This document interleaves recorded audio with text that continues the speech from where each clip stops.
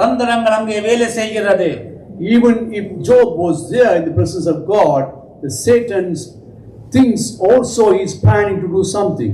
யோபு 42 அதிகாரங்கள் 1070 வசனங்களிலே வாசிக்கும் போது கூட யோபு ஒன்றன் பின் ஒன்றாக எத்தனையோ சோதனைகள் வந்தும் வேதனைகள் வந்தும் கஷ்டங்கள் வந்தும் அவனுடைய நண்பர்கள் அவனை அவமானப்படுத்தியும் தேவனிடத்திலே உள்ள அன்பை அவன் விட்டு விலகவில்லை. Even Job has gone through so much of sufferings, trials and tribulation in his life.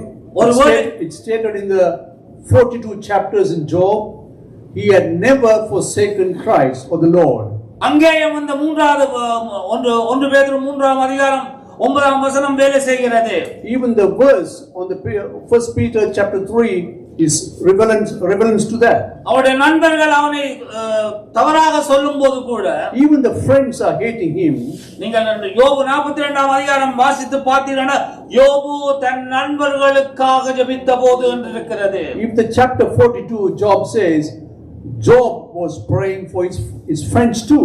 ஒவ்வொரு விசுவாசிக்கும் அந்த இதயம் தேவையாக இருக்கிறது. All the believers must have that same heart. உங்களை துன்பப்படுத்தலாம், somebody can provoke you, அவமானப்படுத்தலாம், they can tease you, உங்களை இழிவான வார்த்தைகளிலே சொல்லலாம், they can harsh on you, உங்களுக்கு சரியான தகுதிகள் தராம விடலாம், they may not giving you the prominent place. உங்களுடைய இதயம் வந்து தீமைக்கு தீமை செய்வதாக மாறவும் கூடாது, சிந்திக்கவும் கூடாது. Your heart must not change to kill tit for tat. யோபு தன்னுடைய வாழ்க்கையிலே கடைசி வரைக்கும் இயேசு தேவனை மறுதலிக்காம இருந்தான். He never betrayed God until his last minute. யோபு 2ஆம் அதிகாரம் 3ஆம் வசனம் இன்னைக்கு வாசித்து பேந்து பாருங்கள். நான் நிர்வாணியாக வந்தேன், நிர்வாணியாக தேவன் கொடுத்தார், தேவன் எடுத்தார், எல்லாவற்றிற்கும் ஸ்தோத்திரம் என்று சொல்லுவதை பழக்கத்திலே கொண்டு வரும் மாத்திரமல்லாமல் செயல்பாட்டிலும் செய்க விசுவாசிகளாக மாறும்போதுதான் தீமையை தேவன் வெகு ஜனங்களை காக்கும்படி நன்மையாக மாற்றுவார். What Job said in chapter 2, I came alone, I came naked, I go naked to God. So when he talking about these things, he brings good to the humankind. தேவனுடைய பிள்ளைகளே, அதுதான் அவருடைய வாழ்க்கையை வந்து பார்க்கும்போது இன்றைக்கு இவ்வளவு காலத்தில் யோபு உலக ரீதியாக மரித்தாலும் இன்றும் மக்கள் மத்தியிலே வாழ்ந்து கொண்டிருக்கிறான்.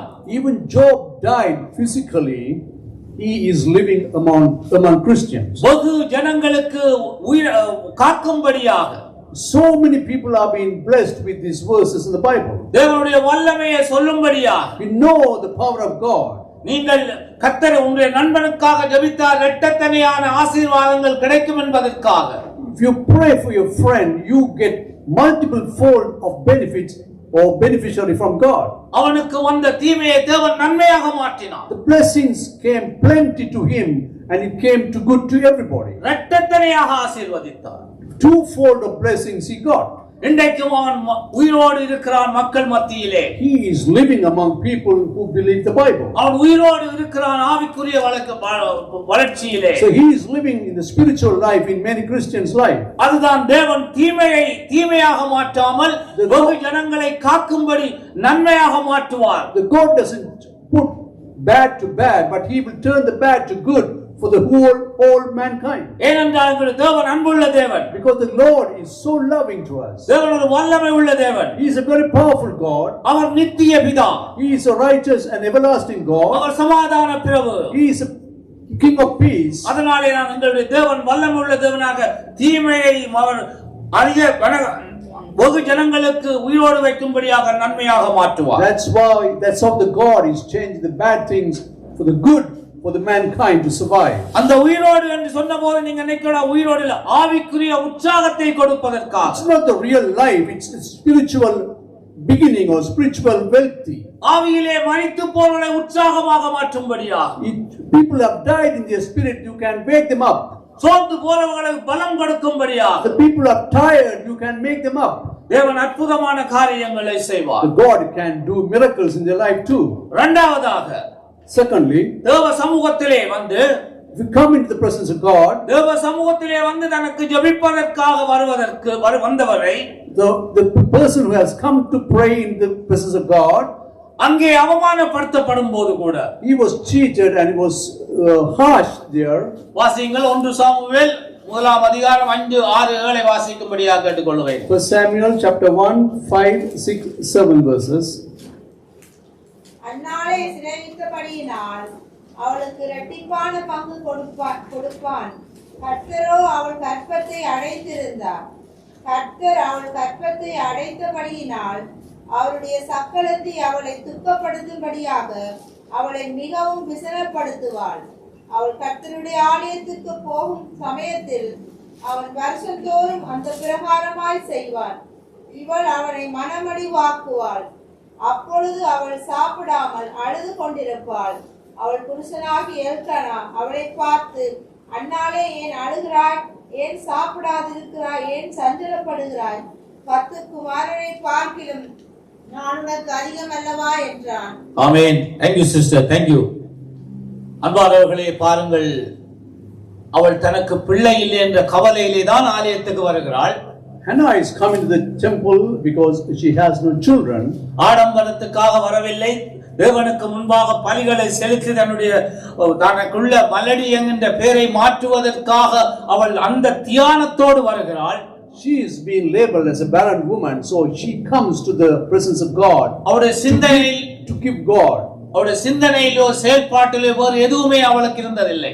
She has nothing else in the brain or in the back in the heart. ஆறுதலாக வாசித்தோம். வருஷந்தோறும் வந்து கொண்டிருக்கிறாள். வருஷந்தோறும் அவளுடைய சக்காலத்தை அவளை அவமானப்படுத்தி மனமடிவாக்கி கொண்டிருக்கிறாள். So every year she is coming to the temple with a barren womb to praise God and asking God for a gift from God. தேவனுடைய பிள்ளைகளே, ஆலயத்துக்கு வரும்போது சில காரியங்கள் பிடிக்காமல் இருக்கலாம், சரியில்லாமல் இருக்கலாம்.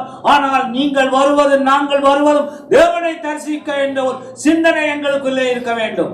Even when you come to the church, there may be things good to you, sometimes it doesn't seem good for you, but we come to worship the Lord here. அந்த சிந்தனையிலே என்றைக்குமே மாறக்கூடாது. There should be no change in that intention in your heart.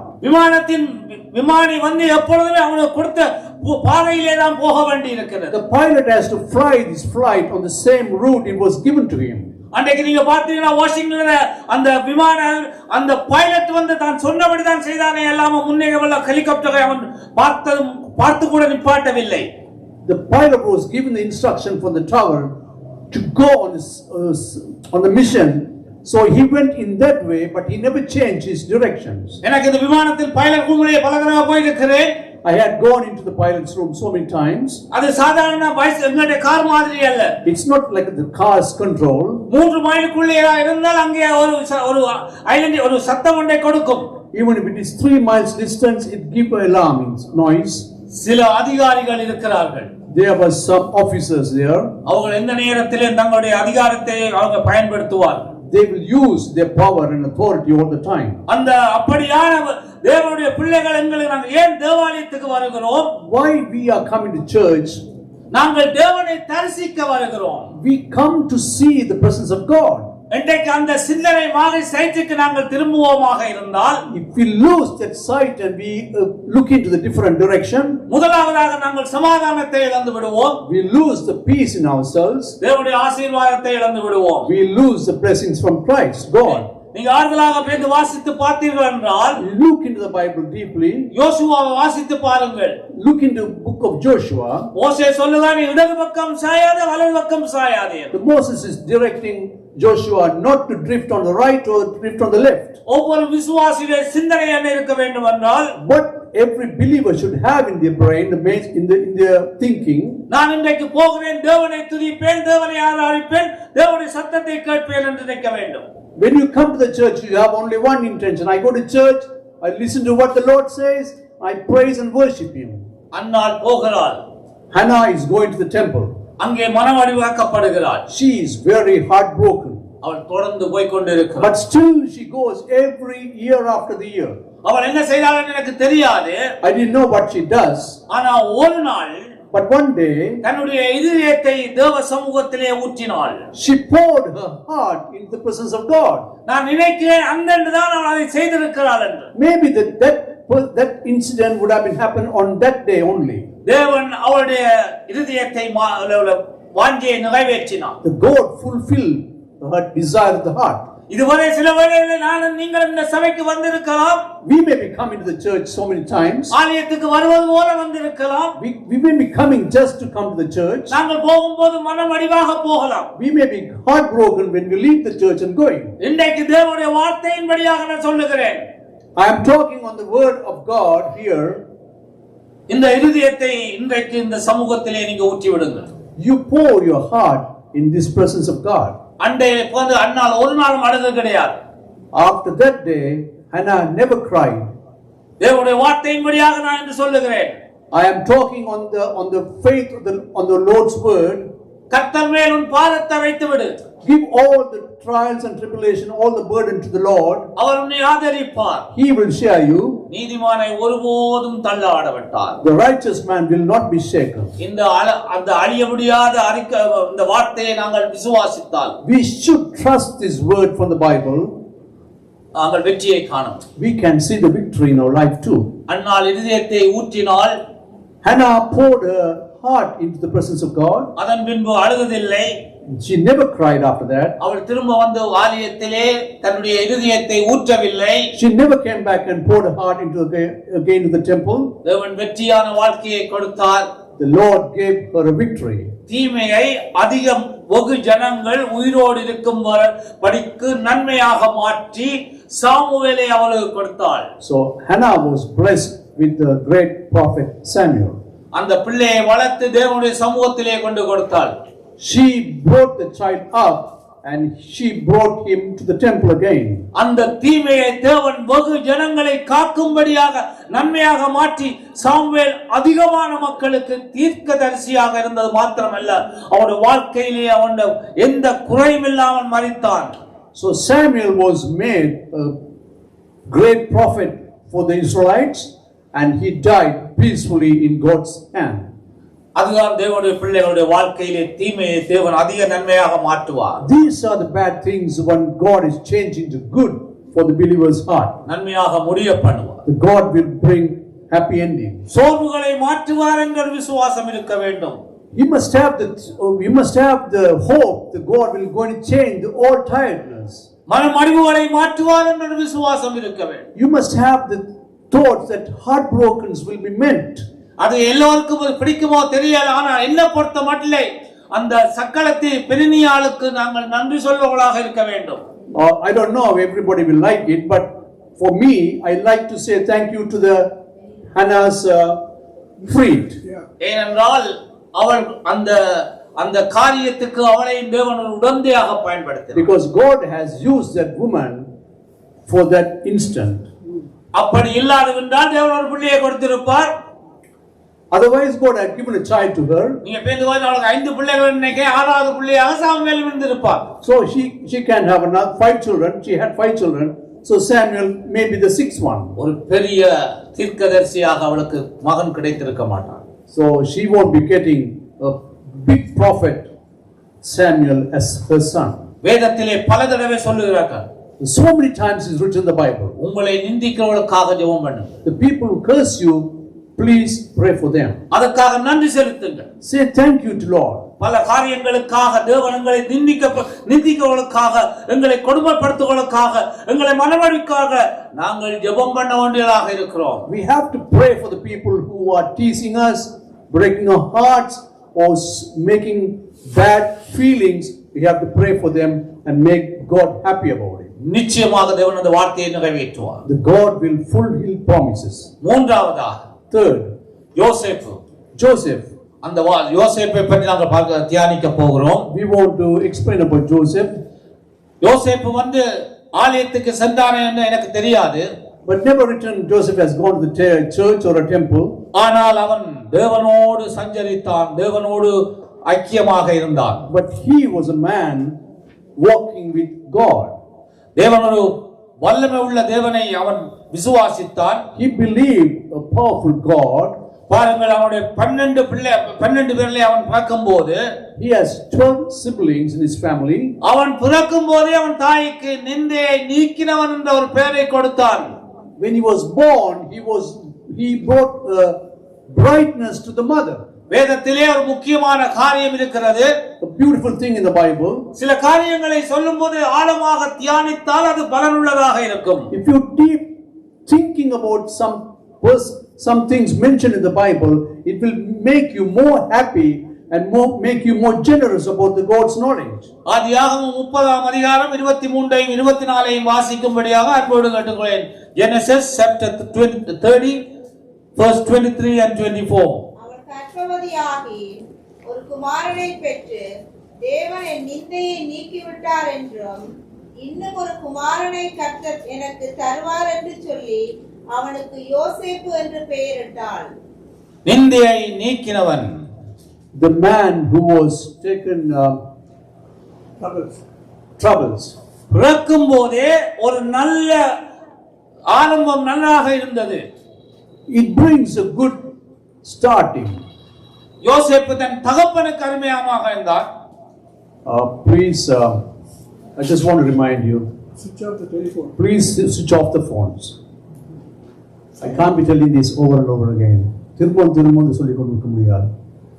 தயவு செஞ்சு ஞாபகத்தை வச்சுக்கொள்ளவும்.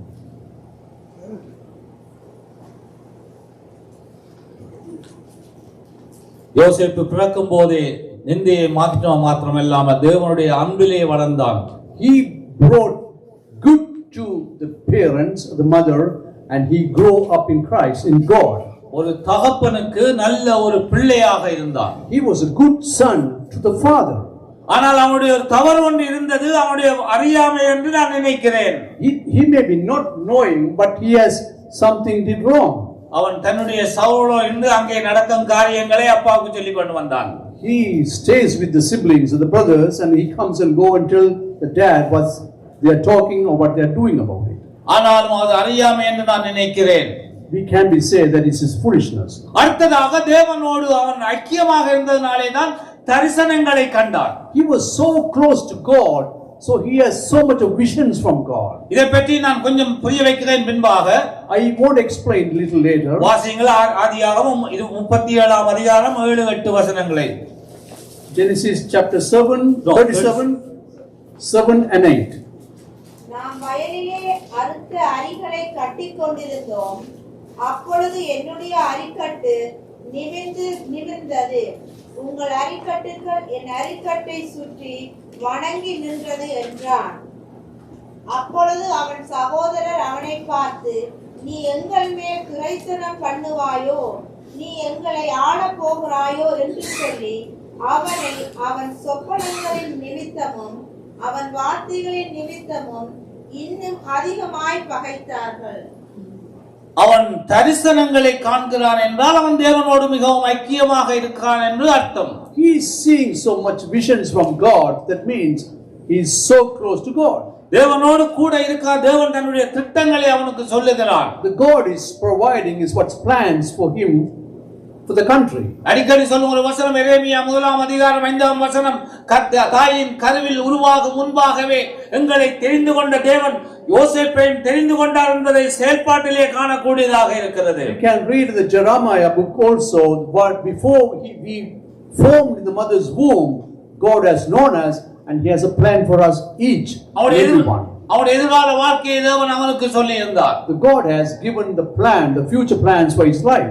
அவன் தன்னுடைய நண்பர்களுக்கு தன்னுடைய சகோதரர்களுக்கு அதை சொல்லி இருந்தார். He has told his brothers about his plans. அதனாலே அவன் வெறுப்பையும் பொறாமையையும் சந்திக்க கூடியதாக இருந்தது. So he has to face jealousy and strain from his brothers.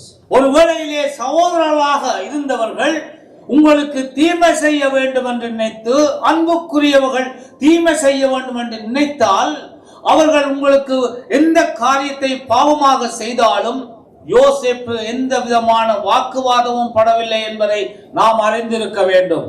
Through Joseph's life we can see even his brothers did very harm to him, very hateful to him. He never did anything wrong against them too.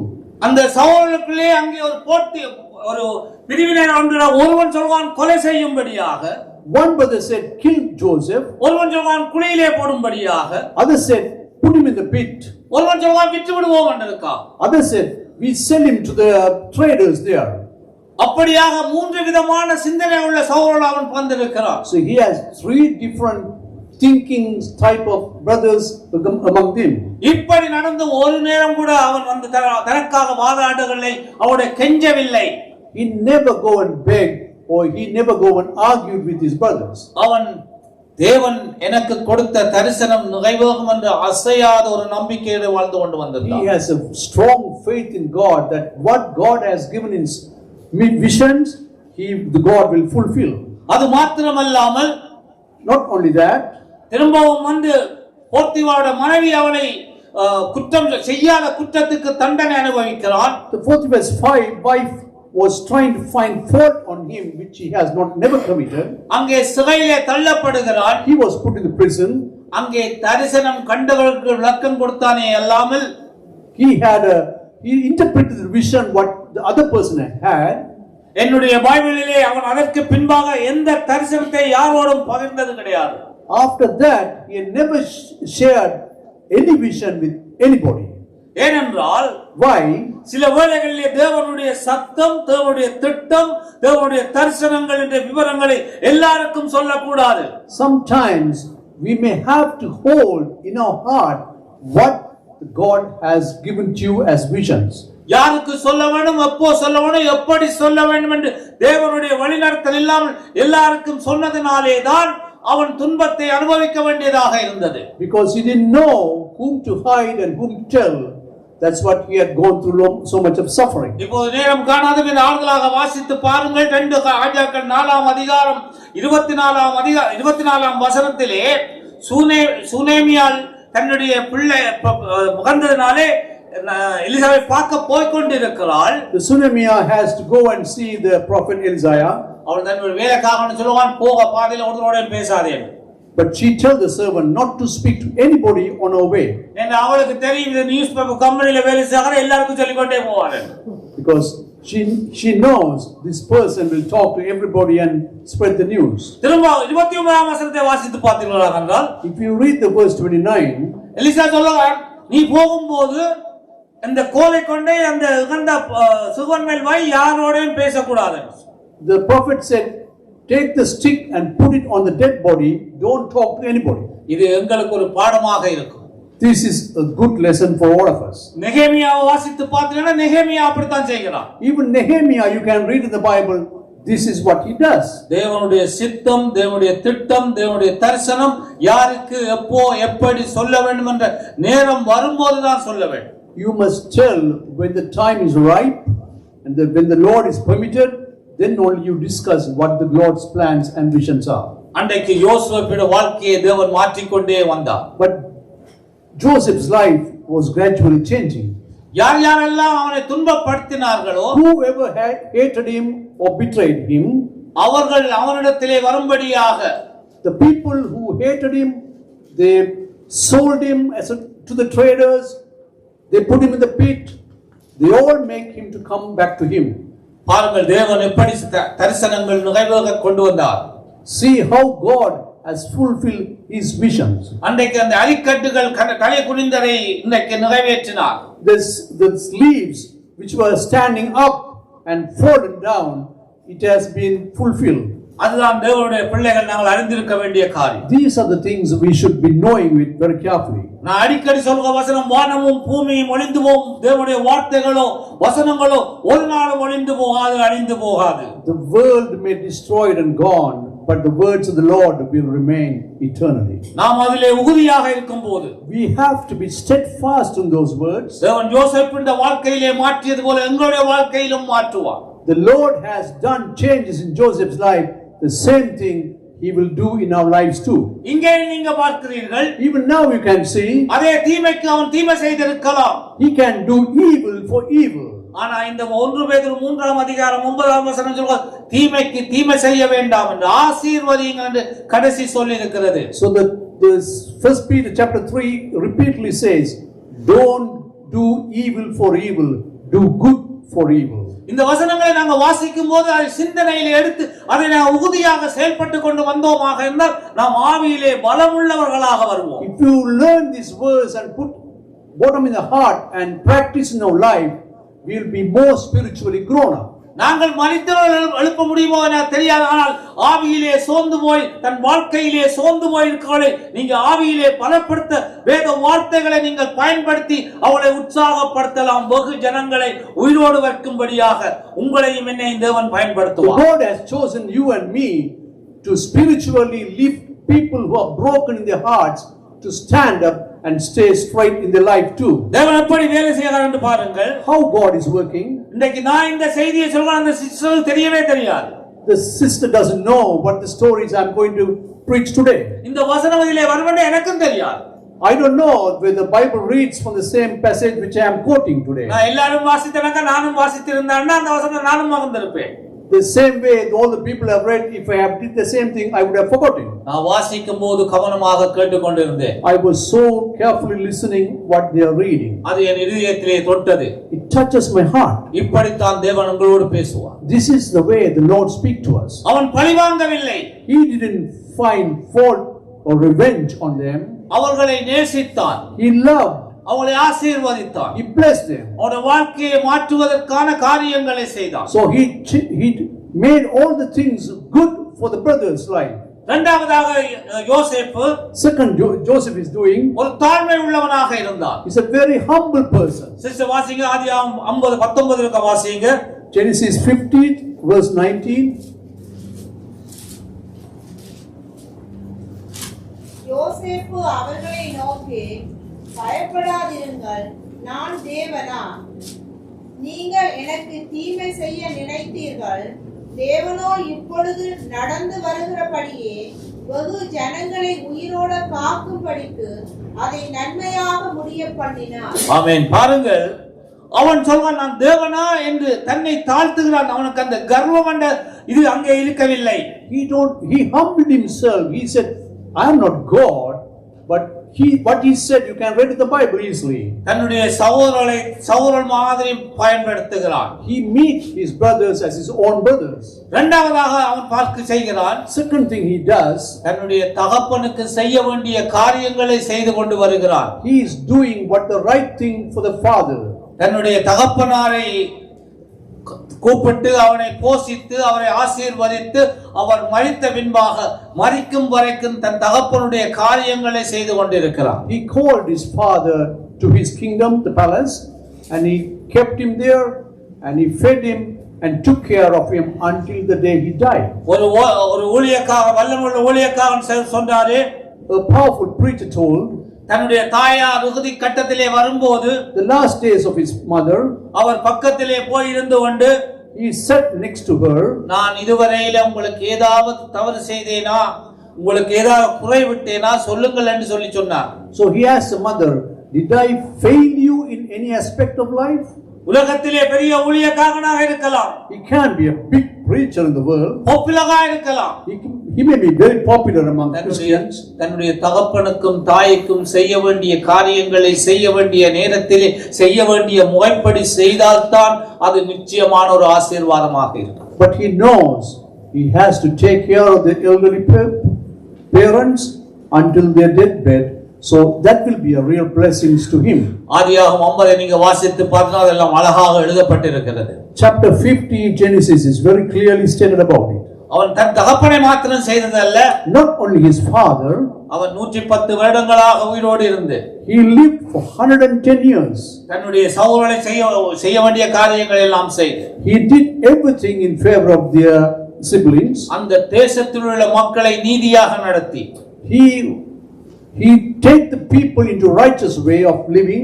இன்றைக்கு சொல்லப்பட்ட வாக்குத்தத்தம் தீமைக்கு தீமை செய்யாமல், not to do evil for evil. தேவன் அவனை காப்பாற்றினார். ஏன் தெரியுமா? God has saved him for what? எகிப்தில் உள்ள வெகு ஜனங்களை உயிரோடு காக்கும்படியாக யோசேப்பை உயிரோடு வைத்தார். The God saved Joseph to keep the Egyptian living eternally. இன்றைக்கு உங்களுடைய வாழ்க்கையை நாங்கள் பார்த்துக் கொள்ளுங்கள். Look into your life personally. ஒருவேளை நீங்கள் மரித்தவர்களை உயிரெழுப்ப முடியாமல் இருக்கலாம். You may be not able to raise people from dead. தேவனுடைய வார்த்தையை வைத்து ஆவிக்குரிய வல்லமை உள்ள பிள்ளைகளாக மாற்றலாம். But with your power of word you can claim the spiritual growth and spiritual rebirth. பாவத்திலே மரித்தவர்களை நீங்க உற்சாகமான பிள்ளைகளாக மாற்றலாம். You can bring the people who died in sin and make them spiritually alive. இன்றைக்கும் எத்தனையோ மக்கள் தேவ வார்த்தையை அறிய வேண்டாம் என்று ஒரு வைராக்கியத்திலே இருக்கிறார்கள். There are people who doesn't want to listen to the word of God. அவர்களை மாற்றுவதற்காக நாங்கள் தேவனங்களை பயன்படுத்துவார் ஒரு விசுவாசம் உங்களுக்குள்ளே இருக்க வேண்டும். We should have the faith that God will lead us or make us to make those people to come to God. தேவன் என்றும் என்றும் மாறாததே. The God will never change. உங்களை மாற்றுவார். The Lord will change you all. தீமையை மாற்றி வெகு ஜனங்களை காக்கும்படி உங்களை வாழ வைப்பார். He will change the evil to good, that you will be make other people to live. தேவன் உங்களை ஆசீர்வதிப்பார். The God will bless you all.